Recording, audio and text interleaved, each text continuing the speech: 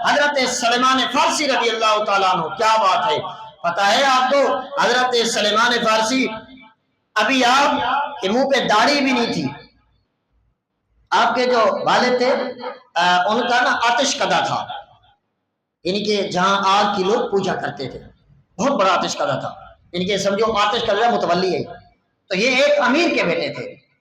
کسی نے ان کو بتایا کہ ان قریب نا وادی حجاز میں اللہ کا آخری نبی آنے والا ہے۔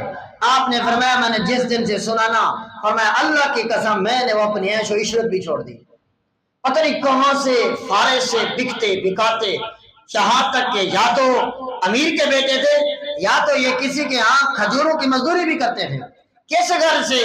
آپ نے فرمایا غرض صرف یہی ہے کوئی آ کر بتا دے کہ محبوب آپ آ گیا ہے، بس آیا، اس خاطر۔